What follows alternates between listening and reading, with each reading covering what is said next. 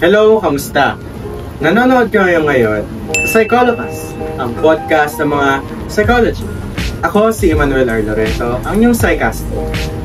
Ang ating pinakaunang episode ay pinamagatang Shards of Glass. Bakit nga ba Shards of Glass?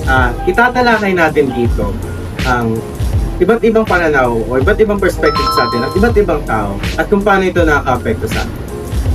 Siyempre, dahil unang episode natin, nag-imbita tayo ng mga tao na malapit sa atin at alam nating makakatulong at may experience sa mga ganitong bagay.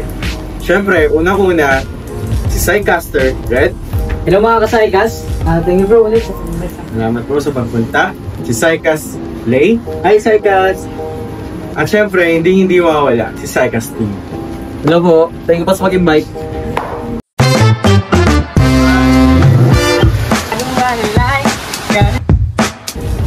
Para sa kaalaman ng lahat, kami ay magkakaklase. So, galing kami sa Psychology 1A sa City College San Jose del Monte. Siyempre, pakilala niyo naman yung sarili niyo mga bro. Ako nga pala si Jared Coquilla, taga City College, kasalukuyang nasa BSP 1A. I'm Steven Lawrence Estrellas, Psychology first year din. I am Psycast Lay from City College of San Jose del Monte.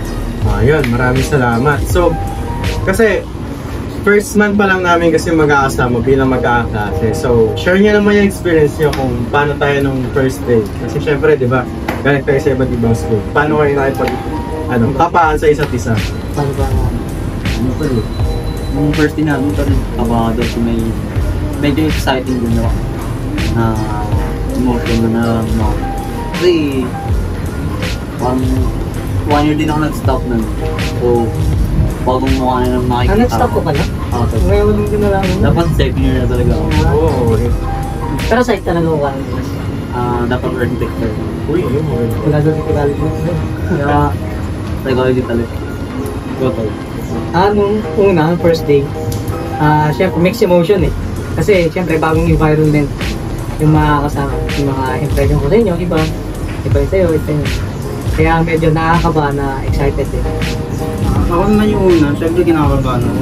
Nahihiya pa ako sa inyo kasi diba, sabi ko iba-ibang tao na naman, iba-iba na naman yung Ang hirap na makasama. Ang hirap makasama kasi iba na naman yung environment ko. So yun, nahihiya talaga ako. Linton, may kinikwentuhan nun bago tayo pumunta. Yung Yung sa yung sa kanya. kanya, Oo. yung first day diba, nga, kami dalawa lang yung magkasama eh. Parang sinabi niya sa akin, nahihiya siya, ayaw niya lumapit. Kasi yun nga, parang siya eh, parang Bago pa lang, introvert. Introvert Siya eh. Parang sinabi niya sa akin, antayin mo lang pre, tumagal tayo dito. Mahalikan ko nila. Yun sana. Grabe. Tapos kasi di ba, ayun nga, isingin ko na lang din. Noong mga first day kasi, natuwa ako sa lesson sa atin ni Sir Jarvie, yung about sa iba't ibang perspective sa atin, iba't ibang tao. Para tayo nakatingin daw sa isang salamin. Ang pangalan Yung kay pre, kanino ba yan? Kay Charles Horton. Ayun. Para sa kaalaman ng lahat, ang theory ni Charles Horton is meron daw tayong tinitignan ng iba't ibang salamin. Sa unang salamin, ayun yung nakikita sa atin ng mga magulang, mga kapatid. Sa pangalawang salamin, ayun naman nakikita sa atin ng mga girlfriend, boyfriend. Tapos yung pangatlo naman, dun yung nakikita sa atin ng mga kaibigan natin. So, paano ba kayo nakarelate dun? Kasi alam ko nung discussion natin, relate kayo dun. Malaki yung yung... Sige ka lang doon, may thought lang ako din about. Parang mga bata pa tayo talaga ito na wala talaga tayong sariling identity. Oo. Hindi pa rin natin alam kung Parang mahirap sabihin sa iba kung ano ka talaga. Kasi, kailangan rin mag-adapt talaga sa society. Tama yun. Mag-adapt ka talaga. pero yung parang nakarelate ako dun sa lesson nga, sa theory na yun. Kasi di ba nga ako, church boy ako, servant ako ni Lord. Sa paningin, yung tingin nila sa akin sa church, iba. So, gala. Pero mabait talaga ako. Hindi yung parang. Suda ako dyan, boy. Mabait talaga ako. Kasi, parang yung pagbigkas mo ng words doon, Pilit lang. Pilit. Parang, yun nga. Kasi nasa church ka, iba yung tingin ng tao sa'yo. Lalo na yung ng pamilya ng girlfriend. Iba yung tingin sa akin kasi nga, laki akong church. Ngayon, hindi ko alam kung ano yung tingin niya sa akin. Hindi na namin sasabihin, tol. Ay, mabait naman ako. Ako? Sige, sa'yo. Ano lang, mabait ako doon sa ano. Okay. Ako naman, based on experience ko totoo naman yung sinabi ni Sir Jardy na yung yun, yung explanation na yun na iba't iba yung tingin sa atin ng ibang tao kasi nga based on experience. Iba yung tingin sa akin ng pamilya ko, iba yung tingin sa akin ng churchmate ko, and iba rin yung tingin sa akin ng mga classmate ko. Yun lang. Singit ko lang din. Naalala niyo ba ng mga bata tayo na pag may biglang bisita, parang sabihin sa'yo, uy, gwapo-gwapo naman yung anak mo, bait-bait naman tingnan. Parang tayo biglang behave, tapos bibigyan ka pa ng chocolate nun. Pero pag alis nila, sabihin sa'yo ng magulang mo, mabait ka daw. Eh, pinapakita nila, kulit-kulit mo, alas maputol ka na lahat ng ayun. Hindi ka nga mautusan. Ayun. Ayun yung parang isa yun sa, doon ako nakarelate sa lesson natin.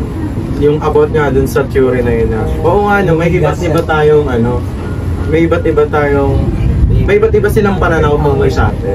Ako naman doon, about sa love story, ganyan. Like, nag-adapt din ako sa girl, kung yung forma niya, ganyan. Like, mag-aalis ako doon, parang ganun tol, para ma-impress siya, tapos makuha ng attention. Dagdag pogi mo din yung po eh. Parang performative nga. Oo, gano'n. Performative ba? Performative, pinapalaan mo ba eh. Papansin ka lang. Sabi mo, papansin kasi ako. Papansin kasi ako boy. Oo, mas pag maganda yung word, di ba? Alternative. Mas pinapala. Pero pag naririnig lang nila. Pero sa amin, papansin ka lang eh. So ayun nga, grabe, talaga, hinihintay ko talaga yung mga susunod na lesson natin kay Sir Jardy kasi nakaka-relate talaga tayo. Kaya nga, understanding the self yung subject na napagaling din yung matulog. So ayun, no, salamat sa pagpunta. Thank you. Salamat. Yan, so tapos na ang ating first episode. See you on our next episode. Bye!